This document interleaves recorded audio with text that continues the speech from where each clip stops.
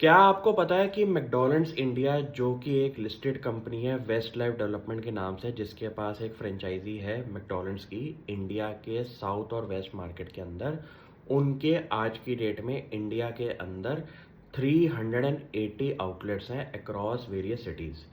Company का ये कहना है कि एक साल के टाइम पीरियड में लगभग लगभग 200 मिलियन लोगों का आपका मैकडॉनल्ड्स इंडिया के साथ फूड का रिलेशनशिप बना हुआ है। और आप ये सोचिए नेक्स्ट 3 साल के अंदर 2027 तक कंपनी ने ये बोला है 580 से 630 आउटलेट्स इंडिया के अंदर कंपनी के होंगे। आपको ये समझना पड़ेगा कि इंडिया की कंजम्पशन मार्केट आज की डेट में अगर मिडिल क्लास की इनकम ग्रो हो रही हैं तो उनका सबसे पहला प्रेफरेंस एरिया है अपने आप को प्रीमियम सेगमेंट में लेके जाना। यहाँ पे पूरी की पूरी गेम जो है इंडिया की बनी हुई है कंजम्पशन को लेके। क्यों?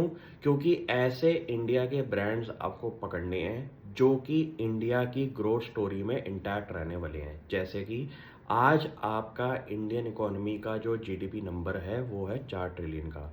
ये नंबर जब 40 ट्रिलियन का होगा तो ये एकदम ओवरनाइट नहीं होने वाला। इसमें थोड़ा थोड़ा चल के आपको ऐसे ब्रांड्स पकड़नी है जो कि मल्टीप्लाई होने वाले हैं अगले कुछ सालों के अंदर।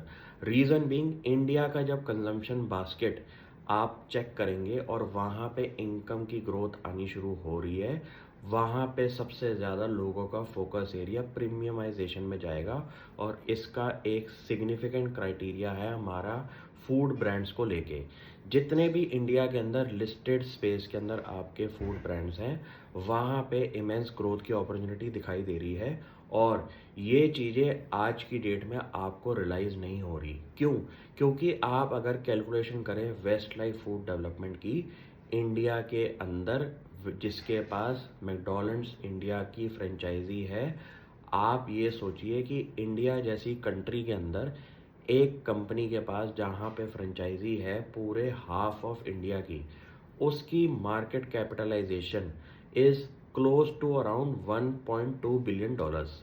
आप ये सोचिए कि इतने बड़े स्केल पे जो कंपनी आगे जाके ग्रो होने वाली है, उसकी market cap is nothing as compare to the projected growth style जो ये कंपनी लेके बैठी हुई है।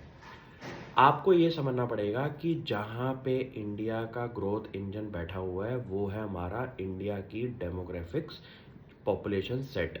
जहाँ पे यंग पॉपुलेशन सेट है वहाँ पे आपको कुछ ऐसे ब्रांड्स पकड़ने पड़ेंगे जिनकी रिक्वायरमेंट आने वाले कुछ सालों में बहुत रैपिडली बढ़ने वाली है। ये चीज़ों पे आपको फोकस करना है। और इस पूरी जर्नी के अंदर जैसा अभी रिसेंटली हुआ था, उनके एक चीज़ को लेके एक कंपनी का नेगेटिव न्यूज़ आई थी जहाँ पे स्टॉक प्राइस परफॉर्मेंस आपकी नेगेटिव होना शुरू हो गई थी। ऐसे हिकअप्स लाइफ में 25-30 बारी आएंगे।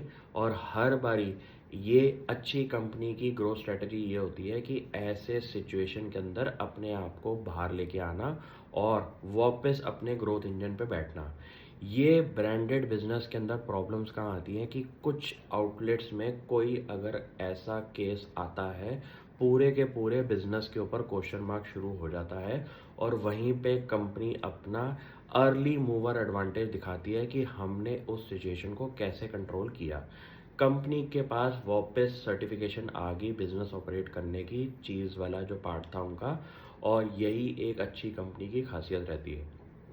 अब आपको ये लगा कि उनके चीज़ के अंदर एक ऐसा कंपोनेंट है जो कि हेल्थ वाइज ठीक नहीं है और उसको वो रियल चीज़ नहीं मान रहे।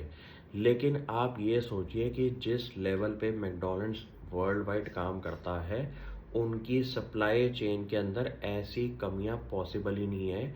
क्योंकि वो आज इंडिया के अंदर सिर्फ काम नहीं कर रहे, पूरे वर्ल्ड वाइड काम कर रहे हैं। और उनके लिए brand recognition is very important. ऐसे बिजनेसेस इतनी छोटी चीज़ें नहीं करेंगे जिससे उनका आज का बिजनेस और कल का बिजनेस फ्यूचर में ख़राब हो।